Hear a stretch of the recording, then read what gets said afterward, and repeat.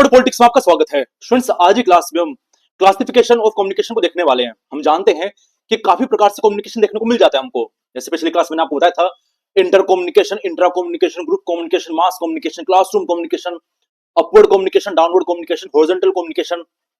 इसके अलावा बहुत सारे कम्युनिकेशन आपके आ जाते हैं। तो क्या चीजें हैं, एक एक करके हम उसको डिस्कस करेंगे। आज की क्लास में हम मुख्य रूप से इंट्रा कम्युनिकेशन क्या होता है, इंटर कम्युनिकेशन क्या होता है, ग्रुप कम्युनिकेशन क्या होता है और आपका मास कम्युनिकेशन क्या होता है, ये सारी चीजें हम देखने वाले हैं। राइट। अब देखिए स्टूडेंट्स, ये जो हम कम्युनिकेशन आज हम देख रहे हैं, आज की क्लास में हम जो देखने वाले हैं, ये आपका आधारित है किस पर, कि कितने लोग इसमें इन्वॉल्व हैं। अगर जैसे आप खुद से बात कर रहे हो तो कौन सी कैटेगरी आती है आपकी, अगर आप किसी एक व्यक्ति से बात कर रहे हो तो कौन सी कैटेगरी है, अगर आप कुछ लोगों से बात कर रहे हो तो कौन सी कैटेगरी है, अगर आप बहुत सारे लोगों से बात कर रहे हो तो कौन सी कैटेगरी आपकी आ जाती है। इसके आधार पर आज हमारे पास क्लासिफिकेशन है। सबसे पहला हमारे पास इसमें है इंट्रापर्सनल कम्युनिकेशन, जिसे हम आंतरिक संचार भी कह लेते हैं। ठीक है। और इसके बाद आएगा आपका इंटर कम्युनिकेशन। काफी बार क्या होता है, हमको ये दो शब्द हैं एक ही नजर आते हैं, इंट्रा कम्युनिकेशन और इंटर कम्युनिकेशन, या फिर इंट्रापर्सनल कम्युनिकेशन या फिर इंटर कम्युनिकेशन। तो ये हमें सेम सेम से दिखाई देते हैं, लेकिन ये सेम नहीं है, दोनों में अंतर है। अंतर क्या है, जब हम बात करते हैं इंट्रा की, जैसे दो शब्द है हमारे पास, एक है हमारे पास इंट्रा और दूसरा हमारे पास इंटर। ये आर ए और ई आर का इसमें अंतर आ जाता है। बेसिक डिफरेंस में ये है कि जब भी बात होती है इंट्रा की, तो मतलब है आंतरिक रूप की हम बात कर रहे हैं। जैसे अगर हम बात करें इंट्रा यूनिवर्सिटी क्विज, तो इसका मतलब ये कि यूनिवर्सिटी के अंदर क्विज हो रहा है। अगर हम बोलते हैं इंटर यूनिवर्सिटी क्विज, तो इसका मतलब है कि दो यूनिवर्सिटी फिर दो से अधिक यूनिवर्सिटीज के बीच में क्विज हो रहा है। जैसे इंटर क्लास क्विज तो दो क्लास के बीच में हो रहा है, और इंट्रा क्लास क्विज मतलब एक क्लास के अंदर ही क्विज हो रहा है। तो इंट्रा का मतलब हमेशा आंतरिक होता है हर रूप में, और इंटर का मतलब हमेशा बाहरी रूप में होता है। जैसे हम बोलते हैं ना इंटरनेट, तो इंटरनेट का मतलब ही यही होता है कि भैया काफी सारे नेटवर्क जब जुड़ रहे हैं तो इंटरनेट हो गया, जब एक नेटवर्क बाहर निकल कर देख रहा है। इंटरनेट क्या हो गया, इंटरनेट का मतलब होता है कि जब एक नेटवर्क के अंदर की बात हम कर रहे होते हैं तो उसे कहलाता है इंट्रानेट। तो सेम वही है इंट्रापर्सनल कम्युनिकेशन, जहां पर एक व्यक्ति अपना आप से बात कर रहा होता है, जहां पर अपने विचारों के बारे में डिस्कस कर रहा होता है, अपने हाँ ना के बारे में डिस्कस कर रहा होता है, कोई उसको काम करना है नहीं करना है, कर दिया तो गलत कर दिया, नहीं किया तो क्यों नहीं किया, ये सारे जब क्वेश्चन उसके अंदर घूमते रहते हैं और जो वो अपना आप से बात करता रहता है, तो उसे हम कहते हैं इंट्रापर्सनल कम्युनिकेशन। जैसे आमतौर पर हमारा जो मन बोलता रहता है ना, वो हमारा इंट्रापर्सनल कम्युनिकेशन है। हम देखते हैं कि जब से सुबह हम सोकर उठते हैं और सोने तक हमारा मन बोलता रहता है, दिमाग शांति नहीं बैठता। क्यों? क्योंकि वो इंट्रापर्सनल कम्युनिकेशन हो रहा है और लगातार चलता रहता है वो। हाँ, अगर हम सो गए, अच्छा काफी बार सो जाने के बाद भी ये इंट्रापर्सनल कम्युनिकेशन चलता रहता है कि मन में चीजें जब भी चल रही हैं, घूम रही हैं, मन ड्रीम आ रहे हैं, सारी चीजें चलती रहती हैं। तो इसे हम कहते हैं इंट्रापर्सनल कम्युनिकेशन, जहां पर हम खुद से संवाद कर रहे होते हैं। जैसे लड़कियां शीशे के आगे खड़े होकर बात करती है कि मैं काफी सुंदर लग रही हूँ, वो अपना आप से बात कर रही है, कोई सुनने वाला नहीं है उसको, वो अपना आप से बात कर रही है, उसे कहते हैं इंट्रापर्सनल कम्युनिकेशन। ठीक है। तो ये सारी बातें आपके इंट्रापर्सनल कम्युनिकेशन में आती है। जैसे यहाँ पर आप देख रहे हो कि एक व्यक्ति है और उसके दिमाग में खिचड़ी पक रही है कि मैं कर सकता हूं, मैं नहीं कर सकता, ये सारी बातें आपके इंट्रा में आ जाती है, इंट्रापर्सनल कम्युनिकेशन में। इसमें क्या क्या चीजें होती है, क्या क्या मुख्य बिंदु हो सकते हैं। तो सबसे पहले इसमें है कि इंटरनल प्रोसेस, ये हमेशा आंतरिक रूप से होता है। आपके मन में जो खिचड़ी पक रही होती है वो सारी यहीं पर आ जाती है। इसमें बाहर कोई व्यक्ति इन्वॉल्व होता ही नहीं है। अगर इसमें बाहर कोई व्यक्ति इन्वॉल्व हुआ तो समझ जाइए कि भैया ये इंट्रापर्सनल नहीं इंटरपर्सनल हो गया। अच्छा, बाहर का व्यक्ति इन द सेंस कि सुनने वाला बाहर का नहीं होना चाहिए, या फिर जिससे हम बात कर रहे हैं वो भी बाहर का नहीं होना चाहिए।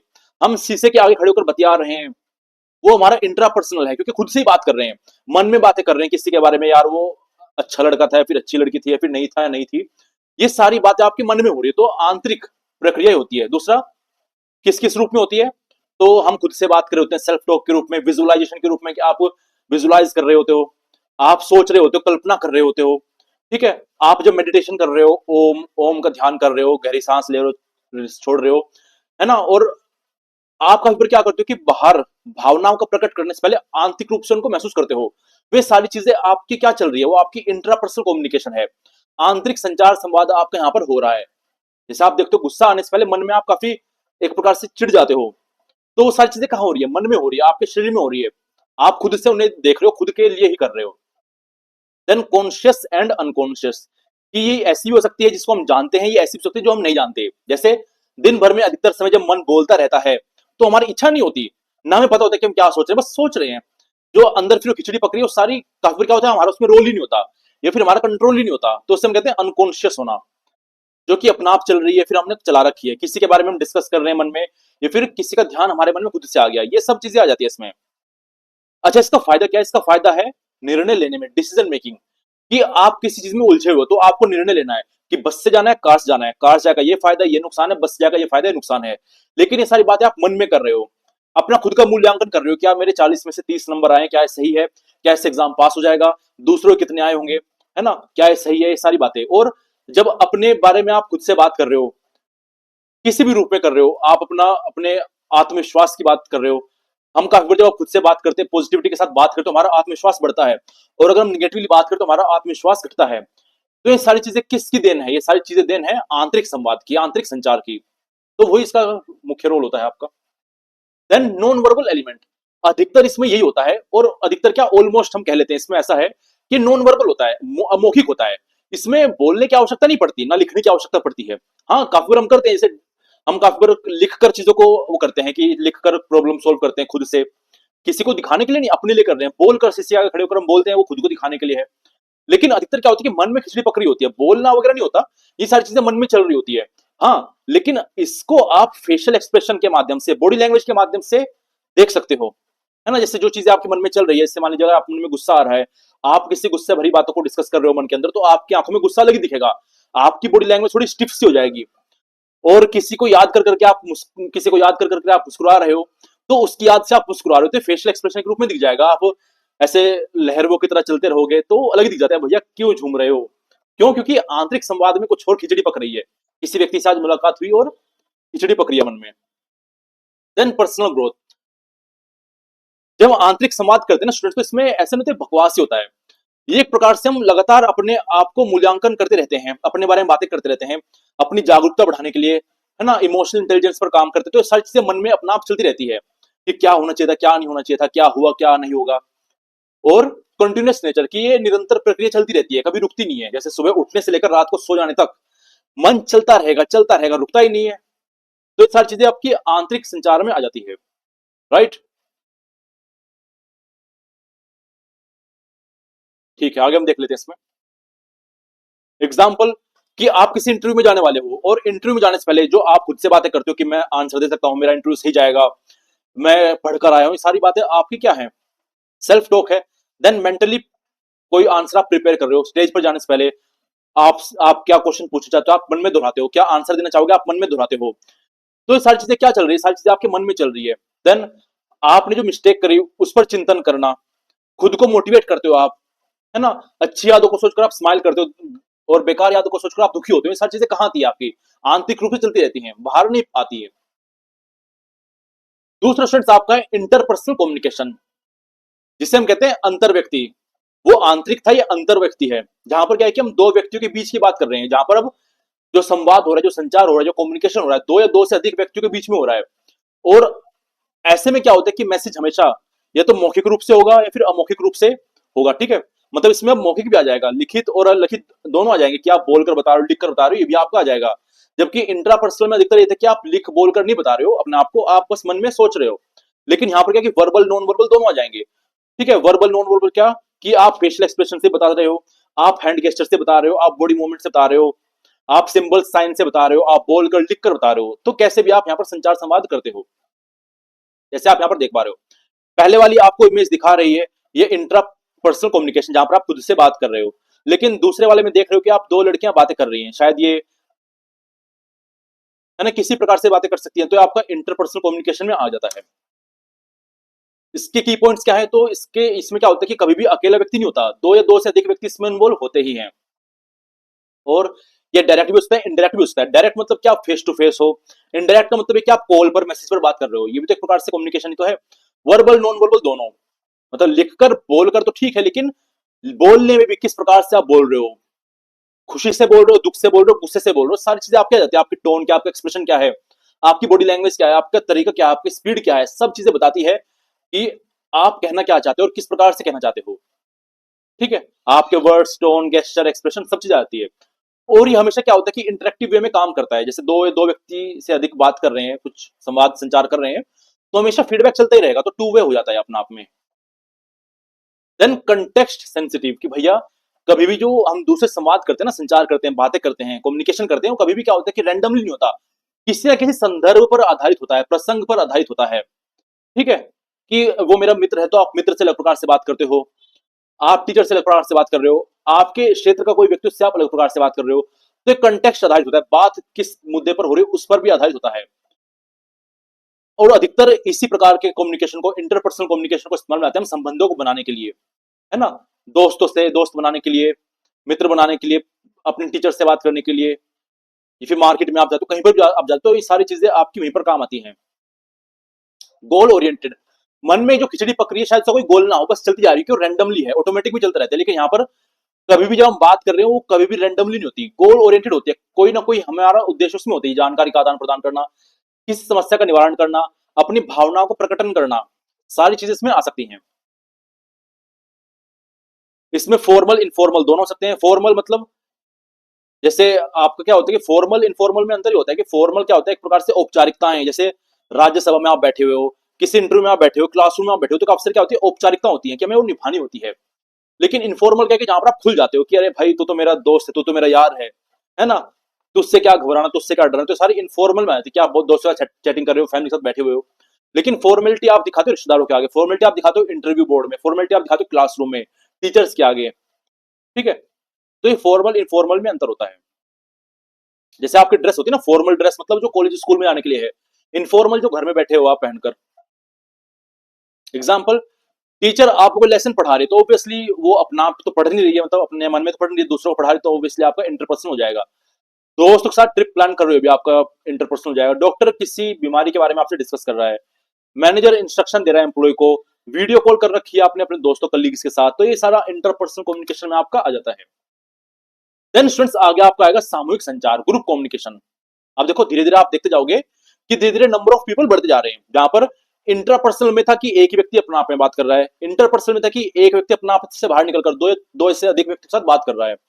ग्रुप कम्युनिकेशन में क्या होता है कि यहाँ पर लोगों की संख्या बढ़ जाती है, यहाँ पर 4 से लेकर 12-13 लोग हो सकते हैं एक के साथ जो बात कर रहे हो, और जब वो बात कर रहे हो तो उसे हम कहते हैं ग्रुप संचार, सामूहिक संचार, फिर ग्रुप कम्युनिकेशन से कहते हैं, जैसे यहाँ पर लिखा हुआ है।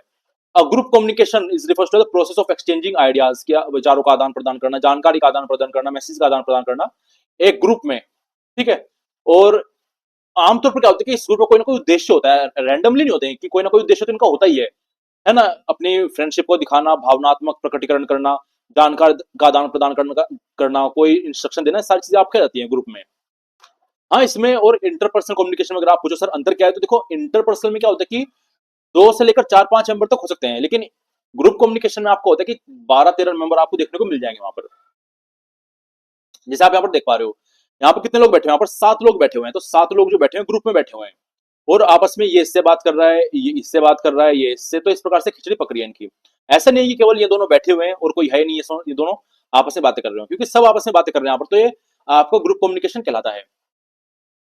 राइट स्टूडेंट्स, इसके कुछ फीचर्स है हमारे पास, जैसे थोड़ा हमारे पास बड़ा ग्रुप हो जाएगा तो यहाँ पर चीजें आ जाएंगी, जैसे काफी लोग यहाँ पर हो जाते हैं, 2 या 2 से अधिक लोग इसमें पार्टिसिपेट करते हैं, जैसे 3 से लेकर 12 मेंबर तक आपके ग्रुप कम्युनिकेशन में आते हैं। जैसे मान लीजिए कोई ग्रुप है आपका बना रखा है, उसमें कोई प्रोजेक्ट डिस्कस कर रहे हो, तो आपका वो ग्रुप कम्युनिकेशन हो रहा है। देन गोल ओरिएंटेड, कि हमेशा ग्रुप कम्युनिकेशन किसी न किसी गोल को लेकर चलता ही है, बिना किसी गोल के वो बैठते नहीं है साथ में। हाँ ठीक है, बातें कर रहे हो, बातें करना भी और आनंद लेना भी एक प्रकार से गोल ही है, लेकिन अधिकतर कैसे कि फॉर्मल सेटिंग से हम बात करते तो प्रॉब्लम सॉल्विंग करना, प्लानिंग करना, डिसीजन मेकिंग करना। देन इंटरेक्टिव एंड पार्टिसिपेटिव, की ग्रुप कम्युनिकेशन में अक्सर देखने को मिलता है कि सब लोग पार्टिसिपेट करते हैं, भागीदारी करते हैं, तो सक्रिय भागीदारी इसमें देखने को मिलती है कि सब लोग बात कर रहे हैं, डायलॉग कर रहे हैं, फीडबैक दे रहे हैं, एक दूसरे से बात कर रहे हैं, एक तीसरे से बात कर रहे हैं, सारी चीजें आपकी ग्रुप डिस्कशन में आ जाती हैं।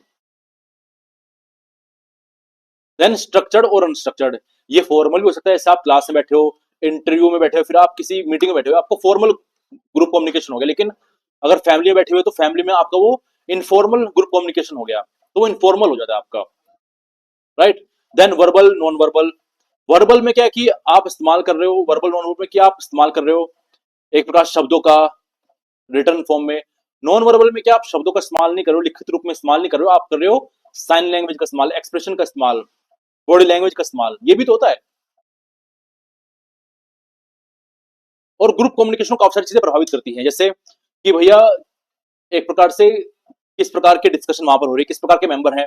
अगर सभी एक्टिव हैं तो ठीक है, सब ज्यादा अच्छी तरह से काम करेगा। एक्टिव नहीं है तो दो व्यक्ति आपस में बात करेंगे और वो मोनोटोनस टाइप हो जाएगा आपका, ठीक है। और उसके अलावा अगर हम बात करें किन किन केसेस में हम इसको इन्वॉल्व करते हैं, तो कहीं पर अगर कॉन्फ्लिक्ट हो गया तब जाकर ग्रुप कम्युनिकेशन होता है। जैसे पंचायत का बैठने सब आपका ग्रुप कम्युनिकेशन में आ जाता है। अब यहाँ पर एक प्रकार से टाइप्स है हमारे पास ग्रुप कम्युनिकेशन। जैसे प्राइमरी ग्रुप, ये आपका बिल्कुल फैमिली जो सबसे निकट हो सकती है आपके, कि फैमिली मेंबर बात करें तो ग्रुप कम्युनिकेशन प्राइमरी ग्रुप हो गया आपका। फिर सेकेंडरी, कि अब आप टीम मेंबर के साथ बैठे हुए हो। फिर इनफॉर्मल ग्रुप में क्या होता है कि आप दोस्त के साथ बैठकर प्लानिंग कर रहे हो। फॉर्मल मतलब आप किसी मीटिंग में बैठे हुए हो, ग्रुप कलीग्स के साथ, अपने बॉस के साथ, सीईओ के साथ डिस्कशन कर रहे हो। एजुकेशन ग्रुप, जो स्टूडेंट्स बैठते हैं ग्रुप डिस्कशन के रूप में, ये सारा आपका यहाँ पर आ जाता है। इसका महत्व क्या है, तो अगर हम, जैसे आपने देखा होगा जो लोग अकेले अकेले रहते हैं वो ग्रुप डिस्कशन कुछ खास कर नहीं पाते, तो टीम वर्क को बढ़ावा मिलता है जब ग्रुप कम्युनिकेशन जब होता है। कोलैबोरेशन हम सीखते हैं, सहायता करना, सहायता लेना सीखते हैं, टीम वर्क हम सीख पाते हैं। अच्छी तरह से निर्णय लिया जा सकता है, प्रॉब्लम सॉल्विंग अच्छी तरह से होती है। काफी सारे दिमाग अब जुड़ चुके हैं कि 10-15 लोग हैं, सब लोग मंथन करेंगे दिमाग का और बहुत बेहतर सी चीज यहाँ पर निकाल कर लाएंगे, ठीक है। देन नए नए आइडिया निकल कर आते हैं, ब्रेन होता है कि दिमाग पर जोर डालकर कुछ नई चीजें निकाल कर लाना, सारी चीजें आपके यहाँ पर हो जाती है। राइट स्टूडेंट्स, और लास्ट में इसमें हमारे पास है मास कम्युनिकेशन। अब देखो स्टूडेंट्स, अलग ही हमको पता लग रहा है कि मास कम्युनिकेशन में क्या हो सकता है। जहां पर हमने इंटरपर्सनल कम्युनिकेशन में देखा कि एक ही व्यक्ति इन्वॉल्व है, अपने आप में बात कर रहा है। इंटरपर्सनल कम्युनिकेशन में देखा कि एक से वो अपने आप से बाहर निकलकर बात कर रहा है, 2 से 3 से 4 व्यक्ति से बात कर रहा है। लेकिन ग्रुप कम्युनिकेशन, अब यहाँ पर लोगों की संख्या और बढ़ चुकी है, 12 हो चुकी है, 20 हो चुकी है। लेकिन अब उसके बाद हम क्या बोलेंगे, क्योंकि उसके बाद तो लोग बढ़ते चले जाएंगे। जैसे आप देखते हो नेता के भाषण में देखते हो हजारों लाखों लोग आ जाते हैं। कोई पंडित है उसके भाषण में काफी लोग आ जाते हैं, है ना। टीवी चल रहा है तो काफी लाखों लोग उसको देखते, करोड़ों लोग उसको देखते, तो उसको कैसे डिफाइन करेंगे। उसको क्या केवल ग्रुप कम्युनिकेशन कहना सही होगा? तो नहीं, बिल्कुल सही नहीं होगा, क्योंकि 10 लोगों में, 20 लोगों में बात करना अलग होता है और 1000-2000 लोगों में बात करना अलग होता है, 1,00,000-2,00,000 लोगों में बात करना अलग होता है। आप खुद देखिए कि अगर आप 20 लोगों में बैठे हो तो आप सबसे बात कर सकते हो, सब आपको जान सकते हैं, सब की आप बात सुन सकते हो, सब आपको सुन सकते हैं। लेकिन अगर आप बैठे हो 2 लाख लोगों के साथ, तो क्या आप सबको जान सकते हो? बिल्कुल भी नहीं। क्या आप सबको सुन सकते हो? बिल्कुल भी नहीं। हाँ, वो सारे आपको सुन सकते हैं लेकिन आप सबको नहीं सुन सकते, आप सबका नाम नहीं जान सकते। तो इस प्रकार की जब बात आती है तो हम बात करते हैं मास कम्युनिकेशन की, जहां पर मास का मतलब है कि बहुत बहुत बड़ी संख्या, और मीडिया का मतलब हो जाता है, जैसे यहाँ पर मास मीडिया लिखा हुआ है, कि एक प्रकार से किस प्रकार से हम उनसे मीट कर रहे हैं, उनके साथ बातें कर रहे हैं, है ना, कैसे कम्युनिकेशन स्थापित कर रहे हैं, संवाद संचार स्थापित वहां पर कर रहे हैं। जैसे आप यहाँ पर इमेज देख पा रहे हो, इमेज में आप देख पा रहे हो कि काफी सारी चीजें यहाँ पर दी गई है, और वो सारी चीजें किसी न किसी रूप में मास मीडिया का हिस्सा है। कि ऐसी मीडिया, ऐसा मीडिया, देखो मीडिया का मतलब है मीडियम, है ना। मीडिया जो है ना, मीडियम शब्द से निकल कर आया। मीडियम, जैसे मैंने आपको बताया कि मीडियम होता है कि जैसे मान लीजिए आप एक बिंदु से दूसरे बिंदु पर जा रहे हो, तो किस में से होते हुए आप जाओगे, किसकी सहायता से आप जाओगे। तो आप बोलोगे सर हवा में उड़कर जाएंगे, तो मीडियम हो गया कि आप उड़कर चले गए। आप बस की सहायता से चले गए तो बस आपका मीडियम हो गया, बस की सहायता से चले गए। ट्रेन की सहायता से गए तो ट्रेन आपका मीडियम हो गया। आपने इधर से उधर बात कैसे पहुंचाई, तो आपने बोला सर कॉल करके पहुंचाए, तो कॉल करना, मोबाइल आपका मीडियम हो गया, है ना, माध्यम हो गया, किसके माध्यम से आप पहुंचा रहे हो। तो ये सारे वही माध्यम है आपके, और माध्यम जो मीडियम होता है ना उसे हम मीडिया भी कह देते हैं। तो जैसे आपका टीवी हो गया, ऑब्वियसली बात है कि जब कोई मूवी चल रही है तो लाखों लोग एक साथ देखते, तो ये वो मीडिया है, वो मीडियम है जिसके माध्यम से मास तक, मास मतलब बहुत बड़ी संख्या तक हम जानकारी पहुंचा रहे हैं। न्यूज़पेपर सुबह 2:30 बजे तक छप जाता है न्यूज़पेपर, और 3 बजे डिस्ट्रीब्यूट होना शुरू हो जाता है, 4-5 बजे तक सारे इंडिया में डिस्ट्रीब्यूट हो जाता है। तो क्या है, ये वो मीडियम है जो कि मास तक पहुंचाने के लिए जानकारी काम आ रही है। सिनेमा हो गया, मोबाइल हो गया, आपका टावर हो गए, न्यूज बिजनेस आर्टिकल्स हो गए, कंप्यूटर हो गया, रेडियो हो गया, और भी काफी सारी चीजें आ जाती है आपकी, जो कि आपका मास मीडिया में आती है। ऐसा मीडियम, ऐसा माध्यम जो कि जनता तक चीजें पहुंचाने में काम आ रहा है। जैसे यहाँ पर लिखा हुआ है मास मीडिया क्या है। देखो मीडिया हम काफी बार समझते हैं तो मीडिया वही है माइक लेकर खड़े हो जाओ, तो लेकिन नहीं, मीडिया मतलब मीडियम। तो mass media refers to technology and communication channels used to transmit message to a large, diverse and scattered audience simultaneously। कि ये वो टेक्नोलॉजी, वो कम्युनिकेशन चैनल्स हैं जिनके माध्यम से, जो कि इस्तेमाल में आते हैं कोई मैसेज को इधर से उधर पहुंचाने के लिए, है ना, बड़ी संख्या में ले जाने, बड़ी संख्या में पहुंचाने के लिए, बड़ी ऑडियंस तक पहुंचाने के लिए एक साथ, उसे हम कहते हैं मास मीडिया। ऐसी मीडिया, ऐसा मीडियम, ऐसी टेक्नोलॉजी जो कि इस्तेमाल में आ रही है लाखों लोगों से एक साथ बात करने में, लाखों लोगों को एक बार जानकारी पहुंचाने में एक साथ। राइट स्टूडेंट्स, अब इसकी कुछ मुख्य विशेषताएं हैं कि किन किन चीजों से मिलकर आपका मास मीडिया फिर मास कम्युनिकेशन बनता है। अगर देखो यहाँ पर हमने बोला कि भैया यहाँ पर दो ही व्यक्ति हैं, तो भैया मास कम्युनिकेशन कैसे हो जाएगा, तो आपका इंटर कम्युनिकेशन हो गया। तो इसलिए यहाँ पर है मास ऑडियंस, कि यहाँ पर बड़े दर्शक वर्ग तक पहुंचाने की बात यहाँ पर होती है कि लाखों करोड़ों लोग एक साथ इसको सुन पाते हैं, देख पाते हैं, है ना। अलग अलग धर्मों के, अलग अलग संस्कृति के, अलग अलग राज्यों के लोग एक साथ देख पाते हैं। जैसे मोदी जब स्पीच देने आते तो 8 बजे आते हैं, तो 8 बजे पूरा भारत उनको देख रहा होता है, पूरे भारत को एक ही बार में जानकारी पहुंचा देते हैं। जैसे नेशनल न्यूज पे आप देखते हो, ब्रॉडकास्ट आप देखते हो, देन वन वे कम्युनिकेशन। अब देखो यहाँ पर चीजें बदलना शुरू हो जाएंगी। आपने देखा इंटरपर्सनल कम्युनिकेशन में आप बातें कर रहे हो, ठीक है, अपना आपसे, लेकिन उसके बाद अगर हम बाहर निकलें तो इंटरपर्सनल कम्युनिकेशन, ग्रुप कम्युनिकेशन, दोनों में हम एक प्रकार से इंटरेक्टिविटी है, टू वे है कि आप बोल रहे हो तो दूसरा भी बोल ही रहा है। लेकिन मास कम्युनिकेशन क्या होता है कि वन वे होता है। वन वे मतलब है कि यहाँ पर सेंडर भेज रहा है रिसीवर को, रिसीवर कुछ नहीं भेज रहा है, यहाँ पर ऑडियंस कुछ नहीं भेजेगी। अब आप बोलोगे सर फिर आपने कहा था कि हमेशा टू वे प्रोसेस होता है आपका तो कम्युनिकेशन, तो वन वे कैसे हो गया? तो देखो टू वे का मतलब ये कि आपने मैसेज भेजा और मैसेज के रिस्पॉन्स से फीडबैक आ गया, ये हमें देखने को मिलता है, आमतौर पर ही होता है। और अगर कोई आप मैसेज भेज रहे हो उसका फीडबैक नहीं आया तो समझ जाए भाई कम्युनिकेशन पूरा नहीं हुआ।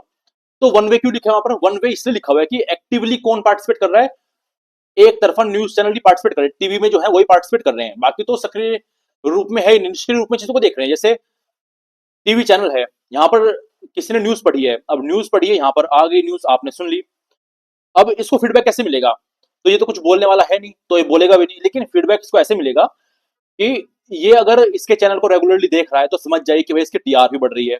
जैसे मान लीजिए कोई सीरियल चल रहा है, 8 बजे कोई सीरियल है, सास बहू सहेलियों वाला, और उस समय क्या है कि उस समय काफी लोग उसको देखते हैं, तो काफी लोग उसको देखेंगे तो क्या होगा, पता लगेगा भैया इतने लाख लोग एक बार में शो को देख रहे हैं। अगर शो को कम देखना शुरू किया मतलब समझ जाए कि भैया शो बेकार जा रहा है, ज्यादा लोगों ने देखना शुरू किया तो समझ जाए शो बहुत अच्छा जा रहा है। तो फीडबैक ही तो है। हाँ, डायरेक्टली नहीं मिलने को सुनने को मिल रहा है कि भैया क्या बोला क्या नहीं बोला, लेकिन ये तो पता लग रहा है कि हाँ भैया संख्या ज्यादा होगी तो समझ जाए अच्छा शो जा रहा है, संख्या कम होगी तो समझ जाए शो बेकार जा रहा है।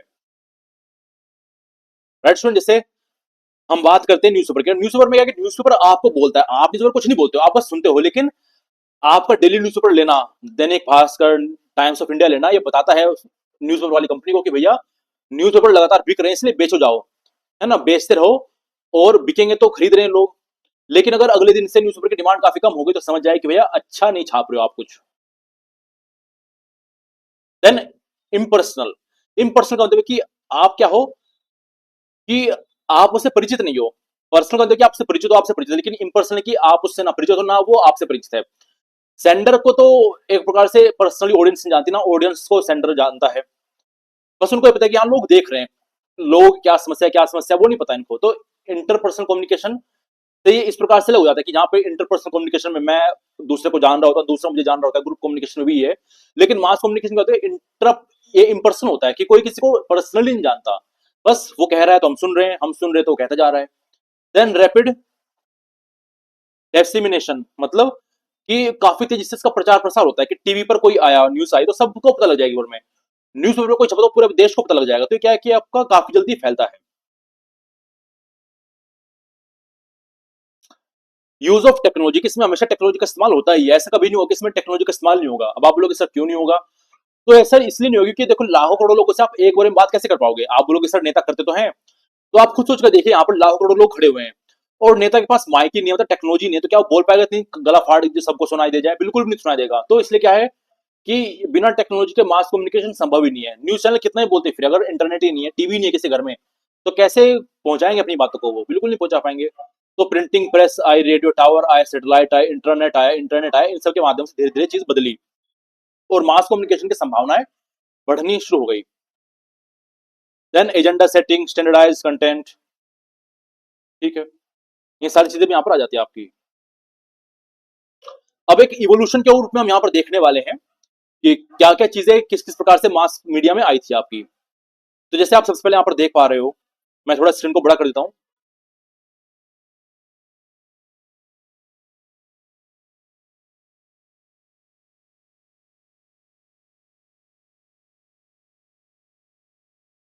आपको ऐसे देखना पड़ेगा यहाँ पर, ठीक है। तो जो आज के समय आप देखते हो ना मास कम्युनिकेशन को, टीवी है, न्यूज़पेपर है, मैगजीन है, आपका यूट्यूब है, सोशल मीडिया है, सब पहले नहीं थे। आज से अगर 40 साल पहले की अगर बात हो तो पहले तो सोशल मीडिया थी ही नहीं।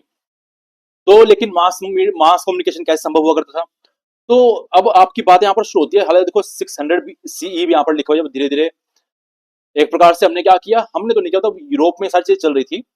एक प्रकार से एबीसीडी के ना ब्लॉक लेटर बना लिया गया कि ए यहाँ पर है, बी यहाँ पर है, सी यहाँ पर है। इसकी सहायता से हमने स्टैंडर्ड रूप में प्रिंट करना शुरू किया कि एबीसीडी को मिलाकर छाप दिया तो एबीसी बन गया। फिर हमने क्या किया, बी ए को मिलाकर छाप दिया तो बाबा बन गया। फिर हमने सी एच ए करके छाप दिया तो चाचा बन गया। तो ऐसी चीजें हुआ करती थी। लेकिन 1440 में एक व्यक्ति थे जोहान, जिसे हम योहान भी कह सकते हैं, जोहान गुटेनबर्ग। इन्होंने क्या किया, देखो योहान भी हो सकता है इसका मतलब, क्योंकि देखो जर्मनी में क्या होता है कि जे वाई होता है, तो इसे हम कहते हैं योहान। तो आप जोहान भी कह सकते हो। योहान ने 1440 के आसपास प्रिंटिंग प्रेस की एक प्रकार से शुरुआत कर दी। प्रिंटिंग प्रेस वहां पर चीजें प्रिंट होना शुरू हो गई, जैसे आज के समय आप देखते हो चीजों को। फिर धीरे धीरे 1605 आया जहां पर न्यूज़पेपर छपने शुरू हुए। 1877 में थॉमस अल्वा एडिसन ने फोनोग्राफ की खोज कर दी, उसको आजाद कर दिया। और अब धीरे धीरे क्या कि म्यूजिक या फिर कोई मैसेज जनता तक पहुंचना शुरू हो गया। फिर 1895 में हमने धीरे धीरे कमर्शियल शो करने शुरू किए, ठीक है। देन 1906 में आपका रेडियो आ गया। देन 1928 में हमारे टीवी आने शुरू हो गए। देन 1974 में एक प्रकार से इंटरनेट जैसी व्यवस्था आनी शुरू हो गई। हालांकि शुरुआत में मिलिट्री के पास ही थी वो। फिर धीरे धीरे 1983 के आसपास जाए तो धीरे धीरे इंटरनेट आना शुरू हो गया। 1997 के बाद सोशल मीडिया प्लेटफॉर्म आने शुरू हो गए। 2000 के बाद आपके मोबाइल फोन आने शुरू हो गए। और इस प्रकार से हम पूरे वर्ल्ड के साथ कनेक्ट होते चले गए और कम्युनिकेशन स्थापित करते चले गए। सोच कर देखिए, आज से 20 साल पहले अगर कोई अमीर था, उसके घर में एक फोन था, वो भी एक प्रकार से टेलीफोन हुआ करता था। अब वो एक घर में एक ही है, तो आपको अगर फोन करना है तो आप बाहर गए तो आप फोन कर सकते हो टेलीफोन बूथ से 1 रुपए में 1 मिनट। घर वाला आपको फोन नहीं कर सकता क्योंकि आप बाहर हो, आपके पास कोई फोन नहीं है। तो इस प्रकार की व्यवस्था थी। लेकिन आज के समय हर व्यक्ति के पास मोबाइल है जो घर से बाहर निकल रहा है। सब व्हाट्सएप चला रहे हैं, सब रीले देख रहे हैं, सब मम्मी से वीडियो कॉल कर रहे हैं। Right students? तो इस प्रकार की आपको यहाँ पर चीज देखने को मिल जाती है।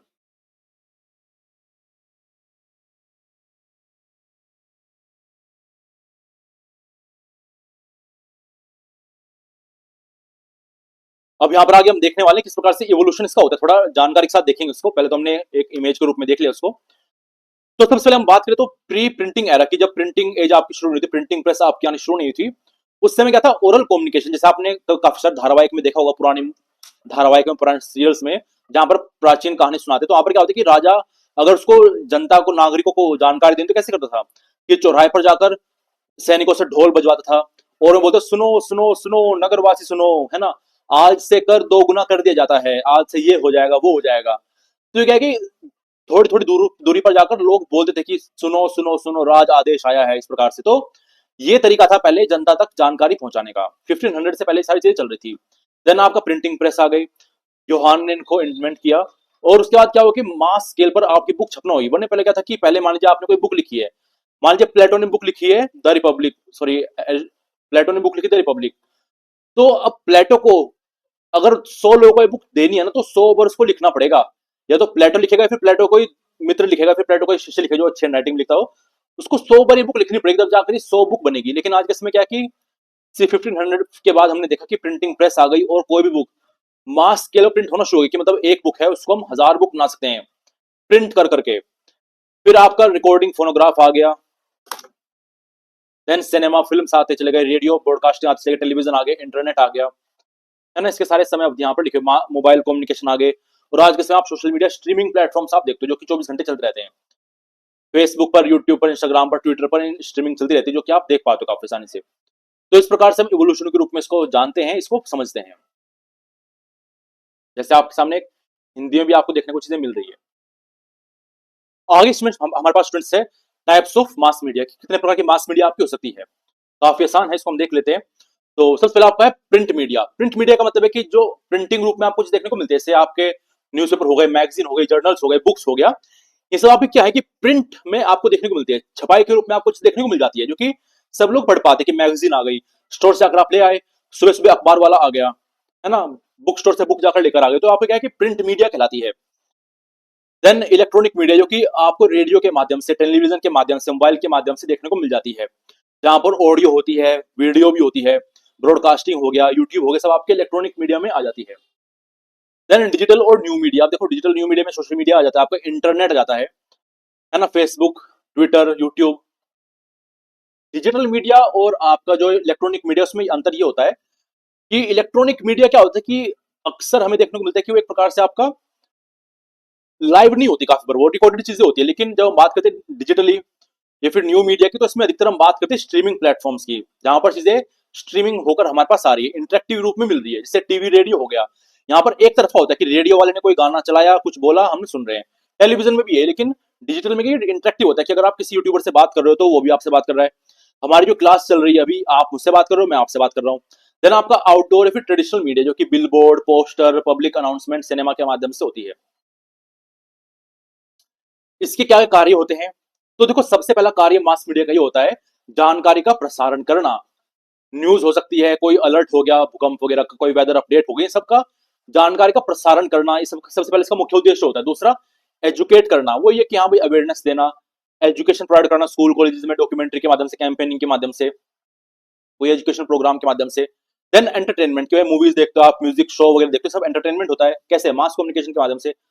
पब्लिक ओपिनियन फॉर्मेशन, कि मान लीजिए सरकार कोई नियम बनाना चाहती, तो आपके सामने इंटरनेट पर चीजें रखी है, आप उनको पढ़ रहे हो, सरकार को सजेशन दे रहे हो, तो क्या हो रहा है? ये नेशनल न्यूज पर आ रहा है वो बिल, तो आप उसको सुन रहे हो, आप मशवरे रख रहे हो, ये सारा आपका पब्लिक ओपिनियन बनता है। ठीक है? जैसे मतलब किसी भी रूप में कोई डिबेट चल रही है, पॉलिटिशियन हिंदू मुस्लिम कर रहे हैं, तब भी ओपिनियन बनेगा आपका। कल्चरल ट्रांसमिशन, की आप अगर यूरोप की चीज देखो तो आपको यूरोप अच्छा लगेगा, यूरोपियंस भारत की संस्कृति देखो तो भारत को भारत की संस्कृति अच्छी लगेगी उनको। तो इस प्रकार की संस्कृति मिलती है, बढ़ती है ऐसे। देन परसुएशन एंड एडवर्टाइजिंग, की एडवर्टाइजमेंट के लिए भी काफी रूप में इस्तेमाल में आता है आज के समय। आप देखते हो कि यूट्यूब पर जो भी एड आते हैं वो आपके सारे रेवेन्यू बेस्ड ही होते हैं। समाज में बात करें, समाज में क्या भूमिका है इसकी, तो समाज में हम जानते हैं इसको फोर्थ पिलर के रूप में माना जाता है डेमोक्रेसी का, कि मास मीडिया, फिर मीडिया जो होती है फोर्थ पिलर होती है डेमोक्रेसी का। और सरकार में सत्ता में बैठे करप्शन को, अन्याय को, क्राइम को एक्सपोज करते हैं लोग। क्राइसिस कोई चल रहा है, भूकंप आ गया, कोई सुनामी आ गई, उस दौरान क्या हो रहा है क्या नहीं, उसकी जानकारी, उसकी अपडेट देते हैं। समाज में किस प्रकार चेंज आना चाहिए, किस प्रकार चेंज आना चाहिए, उसको प्रभावित करते हैं, उसको आगे लेकर चलते हैं, उसकी वकालत करते हैं। वैश्वीकरण को बढ़ावा देते हैं कि सब देखो, यहाँ के लोग वहां की न्यूज कवर कर रहे हैं, वहां के लोग यहाँ की न्यूज कवर कर रहे हैं, तो हम सब लोग आपस में जुड़ते चले जा रहे हैं इनके माध्यम से। हाँ, लेकिन इसमें सीमाएं भी हैं। सीमाएं या फिर चैलेंजेस क्या है? फेक न्यूज, ये हमें काफी बार देखने को मिलता है। फेक न्यूज फैलती है, मिस इन्फॉर्मेशन फैलती है, जिससे जनता का विश्वास इनसे कम होता है।